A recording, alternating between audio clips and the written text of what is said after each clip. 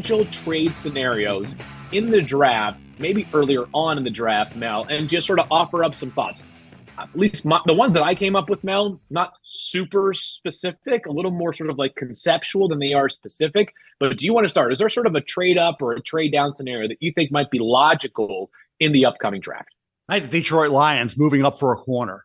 I like that screams move up. And the Lions aren't far. I mean, they've showed, hey, they should be right there. They could be in the Super Bowl right now, right? So they are a cornerback team. That's the need area, right? You think about what they have in terms of guys they can move up. Ennis Rakestraw Jr., Missouri, right? Quinyon Mitchell, Toledo. If they see, okay, is he dropping down just a bit? Could we move up and get him? So I think those are going to be a couple names to keep an eye on. When we get into where does Nate Wiggins from Clemson fall? You mentioned Cooper DeJean, guy. You talk about a safety net. If he's not a corner, he's a safety, right? So when I say basically you're not going to get a bust. You're going to get a guy who's going to produce for you. He's going to have a major role in your secondary. If it's corner, great. If it's not, he's a safety and he can cover and he's got range and instincts and he's going to test really well and he's going to be back from that injury, right? In time, plenty of time. Yeah. So we're talking about a guy who, to me, should be a mid-first round pick. If he starts dropping a bit, Kansas City, and certainly for a wide receiver, the Chiefs could be a team moving up. For the Lions, the cornerback spot. The Chiefs, I'll get to.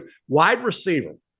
Okay, good on Rice. Is there a receiver that they target that could be a guy that we don't want to wait to get? We have to move up and get. That could be Brian Thomas Jr. Could be somebody like that with that length to go along with him. Could be a guy, if you talk about moving down a little bit or moving up, Lad McConkey. If you're fearful that the Bills or somebody else could look, and I think there's going to be teams going to be on Lad McConkey. Do you jump up 3-4 spots to get ahead of them? Okay. And that gets into, don't have any discussion. Don't let anybody know what you're thinking, because if a team gets wind of what a team likes or what team likes, I remember the Eagles and the Bills back in the day with Lindsey Scott and Perry Tuttle. Remember that whole deal? Yes. Where the Eagles were screaming, oh my gosh, we wanted Perry Tuttle, and they moved up. The Bills did. They get him, and we settled for Lindsey Scott. Well, guess what? Settling for Lindsey Scott turned out to be a heck of a lot better. He turned out to be a great player. Bills moved up, got Perry Tuttle, who was a disappointment. So when you look at where we are right now with receivers, that movement there with Kansas City. Dallas, is Dallas going to move up to get a wide receiver to help out CD Lamb? Sure. Or are they going to stand pat? What does Dallas do? Dallas could be a team going up to get. The Atlanta Falcons, I think they got to trade for Justin Fields.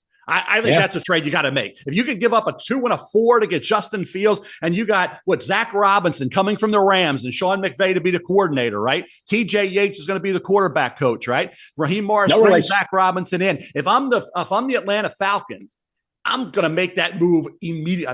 If I can get the Bears decide to trade Justin Fields and draft Caleb Williams, and I can get him for a 2 and a 4, are you kidding me, Field? I'm making that move. Yeah, I completely agree. I mean, at some point, the Falcons, here's what I would say I agree on, Mel. I agree on the idea that the Falcons can't mess around this offseason as it pertains to the quarterback spot, and either take a half measure and hope that it works, or say that we have so many great pieces around whoever our quarterback is that the play should be elevated. That hasn't been the case for the past couple of years. Bijan Robinson, Kyle Pitts, Drake London, those guys can all become stars in the NFL if they just had capable quarterback play around them.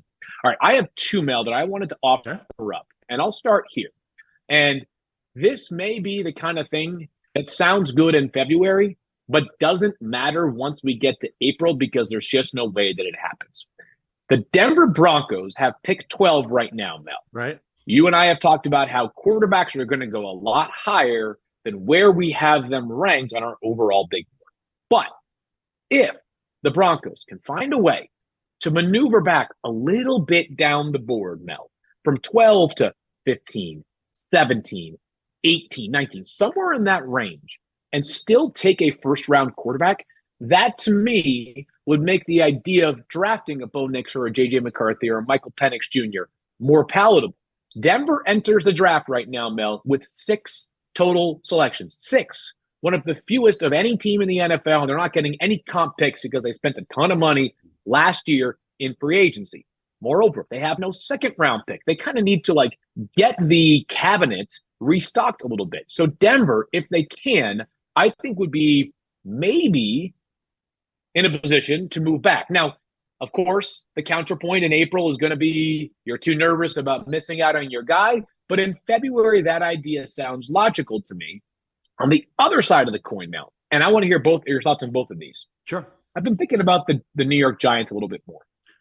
The Giants have the sixth pick in the draft. You and I both feel like there's a very good chance the three top quarterbacks are gone by then.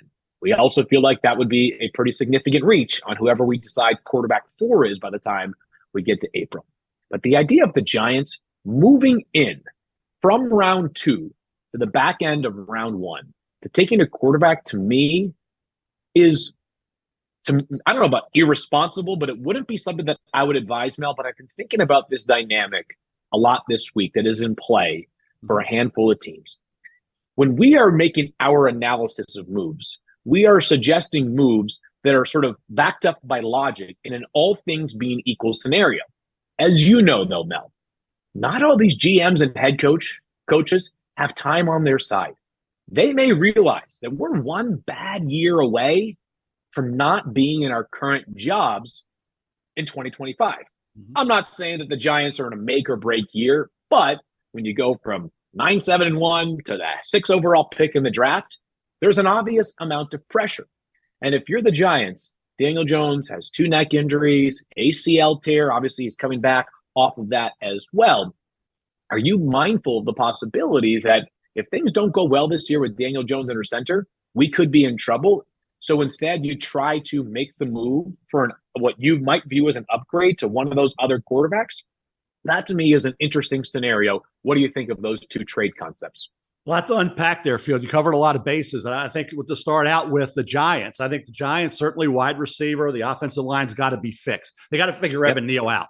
Where's Evan Neal going to have a major role in this offensive line? I think guard, he played it at Alabama. That's going to be his role. So you think about adding that right tackle. Andrew Thomas is a heck of a left tackle. We know that. Yep. Bottom line is the line's got to be solidified. Okay, one way or another, it's got to get a lot better. Now, you think about Daniel Jones. I'm a Daniel Jones fan. I like him. I don't think through any fault of his, those things happened last year. They lost games. He got hurt. Wasn't his fault. Yep. 2, the quarterback situation. Brian Daboll's got to get it done. They've had issues. Martindale gone. All those different things happening. A lot of conflict. That's what happens when you lose, right? That's it's a pressure year, Mel. I believe that. Yeah.